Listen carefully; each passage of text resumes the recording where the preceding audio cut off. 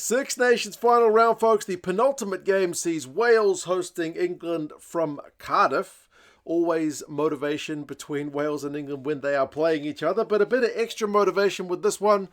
England would love to go top of the Six Nations and put some pressure on France ahead of the final game where the French are taking on the Scots. And for the Welsh, potential avoidance of a wooden spoon is going to be motivation on top of just beating England.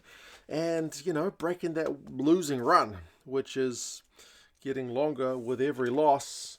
Names of the teams are out. We will go through them. Some of the stats, recent history predictions. You guys can let us know your thoughts on how this one is going to go.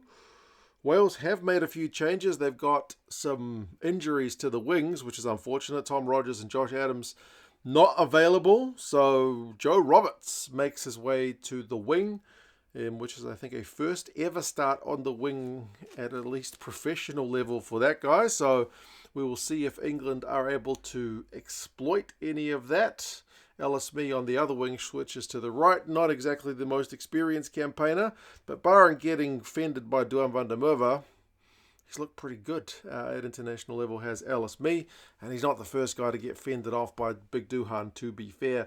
Front row wise, there's no change with Smith, D and WillGriff John, so pretty steady as she goes. And the second row of Jenkins and Rowlands continues on too. Dafydd Jenkins has been just kind of quietly flying under the radar, I guess, because Wales have been losing.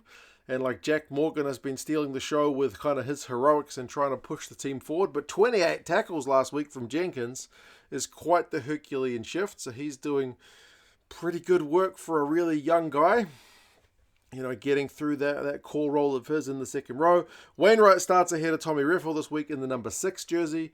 Matt Sherratt kind of talked about, when they played Ireland, they wanted to slow the game down, so they had Morgan and Reffell playing together, and then because of that good performance level, they kind of kept things consistent, but they wanted to freshen things up a wee bit. So I think you've certainly got a little bit more in terms of the potential attacking threat with Wainwright and Faletau continuing on.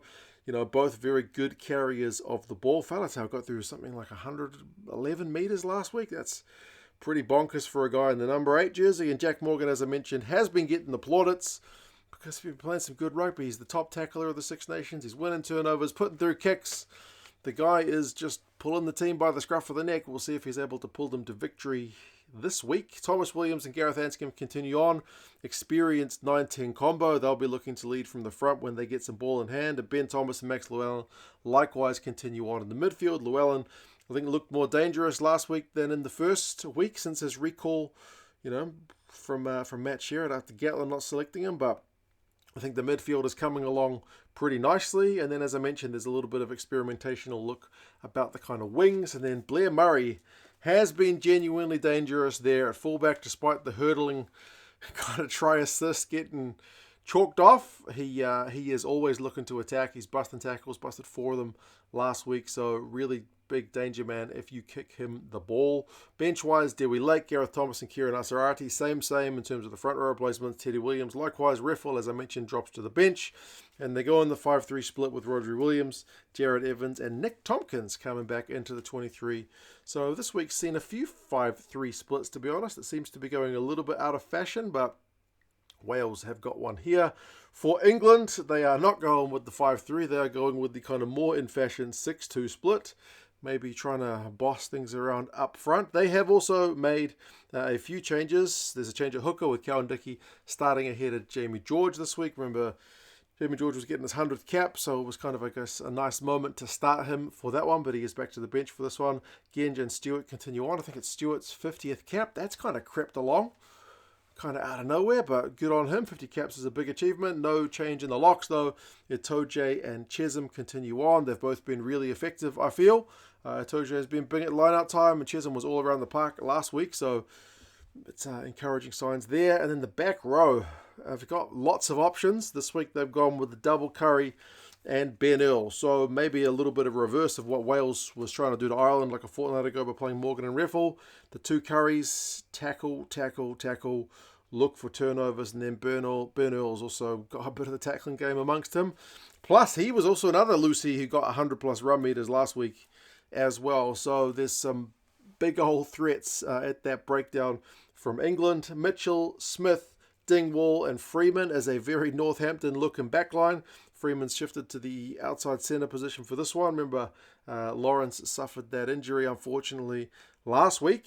Freeman was pretty good on the wing, getting his offload game going, looking very dangerous on attack, busting tackles, getting his clean breaks. We'll see how he operates in the midfield. Roebuck comes in on the right wing, and Elliot Daly switches to the left. Marcus Smith resumes that role at fullback. I mean, he kind of got dropped to the bench for last week's game, but with the injury to Lawrence, still ended up playing almost like he'd started anyway. So it's it's kind of consistent, even if it is technically a change. George, like I mentioned, drops to the bench. Baxter and Hayes, so no change with the props. Cunningham-South is still there. And then there's a debut for Henry Pollock. So he's another one that England fans have got kind of high hopes for, as if you guys need more good back rowers.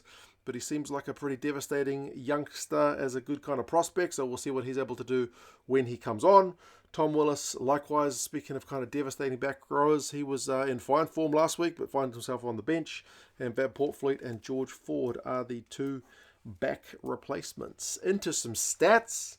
England, who've been much talked about for their kicking game this season, got their offload game going last week.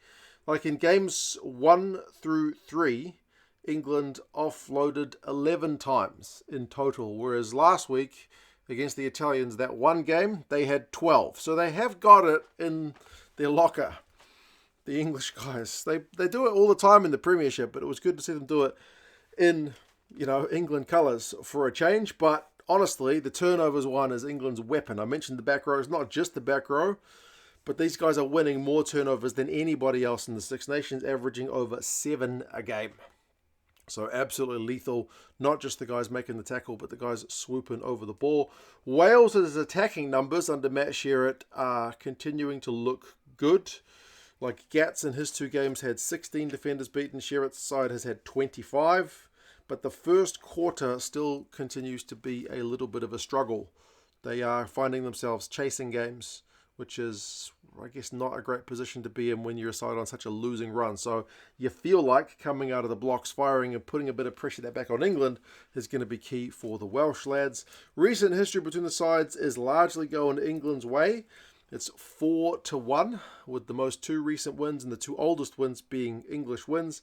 There's 1 Welsh win in the middle of all that, but the games tend to be tight, despite England's kind of recent dominance. 17-16 is the average score, like 16-14, 19-17, 20-9 to Wales, 20-10 to England, 23-19. Like very few of these games finish beyond a score. Mostly they end up pretty tight affairs, and the last time they played in Wales, it was a Welsh win. So I know they're on this losing run, but if ever there was a time for Wales to break it, you feel like England is the team they would love to do it against. But they are going into it as pretty big-time underdogs. The bookies have got the English winning this one by 9. And the Rugby Forecast algorithm is going a step further, saying by 14. So more than a try. England is predicted to get this one done. Is on the Principality. 4:45 local kickoff. Nick Berry, the Australian, is the ref. Fingers crossed he has a good game. But as I said, with Super Saturday, she's a very entertaining one because all the games have some genuine kind of stakes on the line. There are no real dead rubbers. Can England put themselves in the driver's seat and put the pressure on France? Or will Wales break this losing run over the old foe? You guys let us know your thoughts. If you want some Lions gear, being England or Welsh fans, check out the British and Irish Lions store down in the description. They're an affiliate of the channel. So, use that link. Tell them 2 cents sent you. But, yeah, you guys take care. Let us know your thoughts and talk to you guys again soon. See you later.